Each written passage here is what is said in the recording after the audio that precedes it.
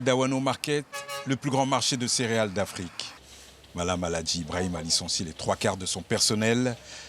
Avant la fermeture de la frontière avec le Niger, une cinquantaine de manutentionnaires préparaient chaque jour des tonnes de sacs de haricots. Le blocus du Niger, décidé par la CEDEAO, a réduit l'activité de ce grand commerçant de moitié, du jour au lendemain. Honnêtement, nous sommes tous malheureux, tant nos clients que nous-mêmes.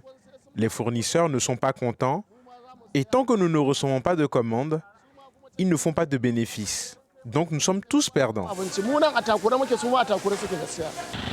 Situation identique chez ce grossiste de produits électroménagers. Plus de 5 ans qu'Abouti Oumé réalise 40% de son chiffre d'affaires au Tchad et au Niger. En l'espace de quelques semaines, l'embargo ouest-africain a eu un fort impact sur ses ventes vers ces deux pays. Abouti craint que le bras de fer entre la CEDEAO et la junte de Niamey s'éternise, car sans le Niger, il ne peut plus livrer jusqu'au Tchad.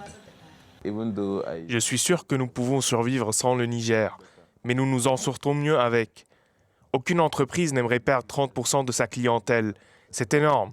Absolument, c'est quelque chose que vous n'aimeriez pas perdre. Plusieurs semaines que ces deux camions sont à l'arrêt dans la périphérie de Kano. Ces deux chauffeurs préfèrent rester ici, malgré des conditions de vie assez rudimentaires. Ils sont censés livrer leur cargaison dans le sud du Niger, dans les régions de Zinder et de Difa, essentiellement des marchandises non périssables, déjà payées par les clients nigériens qui s'impatientent de l'autre côté de la frontière.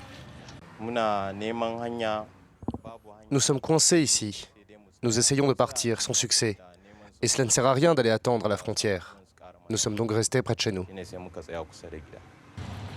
La crise du Naira, puis la fin des subventions au carburant, le blocus économique du Niger par la CEDEAO pourrait être l'épreuve de trop pour de nombreux commerçants de Kano.